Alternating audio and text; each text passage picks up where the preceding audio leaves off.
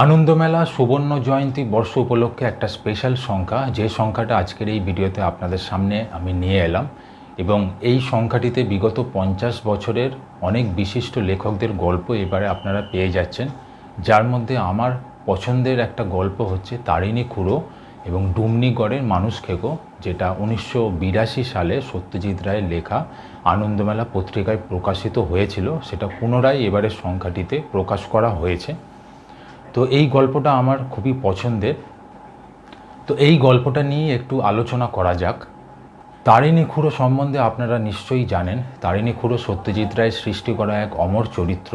তো এই তারিণী খুড়ো তার কাজের সূত্রে সারা ভারতবর্ষের বিভিন্ন জায়গায় বিভিন্ন সময়ে ছিলেন এবং সেই অভিজ্ঞতাকে কাজে লাগিয়ে বিভিন্ন রকম গল্প তার ছোট বন্ধুদের কাছে উনি তুলে ধরেন। সেইগুলি সত্যজিৎ রায় সৃষ্টি করে গেছেন। তো এই তারিণী খুড়ো এবং ডুমনিগড়ের মানুষ খেকো, এই গল্পটা শুরুতেই দেখা যাচ্ছে তারিণী খুড়ো একটা গল্প ধরছেন, যেখানে উনি তার ছোট বন্ধুদের বলছেন যে ডুমনিগড় বলে একটা জায়গায় উনি একসময় এক রাজার সান্নিধ্যে ছিলেন এবং সেই রাজার 3 ছেলে ছিল। এক ছেলে পড়াশোনার সূত্রে বাইরে এবং 2 ছেলে ওনার কাছে থাকতেন। তার যে রাজার যে বড় ছেলে, সেই ছেলে তার এক বন্ধু ছিল, তার সঙ্গে নিয়মিত বিভিন্ন জায়গায় যেতেন। তো একটা কারণবশত সেই বন্ধুর সাথে সেই বড় ছেলের একটা বাকবিতণ্ডা হয়।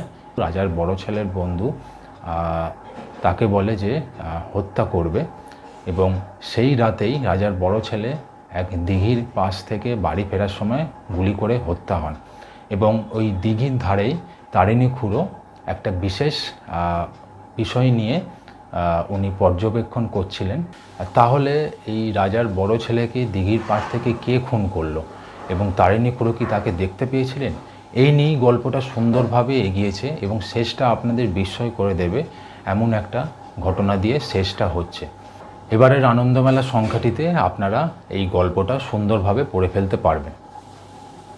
এছাড়া আরও প্রচুর গল্প বিগত 50 বছরের মধ্যে যেগুলো প্রকাশিত হয়েছিল সেগুলো পুনরায় ছাপা হয়েছে এবারের আনন্দমেলা সংখ্যাটিতে। সেই গল্পগুলো আপনারা চুটিয়ে উপভোগ করতে পারবেন এবারে আনন্দমেলা সংখ্যাটা আপনারা সংগ্রহ করলে। এছাড়া বেশ কিছু বিশিষ্ট মানুষ তাদের স্মৃতিচারণা করেছেন আনন্দমেলা পত্রিকা সম্বন্ধে। তার মধ্যে শীর্ষেন্দু মুখোপাধ্যায়, সঞ্জীব চট্টোপাধ্যায়, জয় গোস্বামী, সন্দীপ রায়, এছাড়া আরও অনেক প্রমুখ মানুষ তাদের স্মৃতিচারণা করেছেন আনন্দমেলার এই সুবর্ণ জয়ন্তী বর্ষ উপলক্ষে। তো আনন্দমেলা পত্রিকার এরকম নিয়মিত তথ্য আপনাদের সামনে আলোচনার মাধ্যমে আমি নিয়ে হাজির হই। পছন্দ যদি হয় চ্যানেলটাকে অবশ্যই সাবস্ক্রাইব করে ফেলুন এবং দেখতে থাকুন নিউ ম্যাগাজিনস চ্যানেলটি। ধন্যবাদ।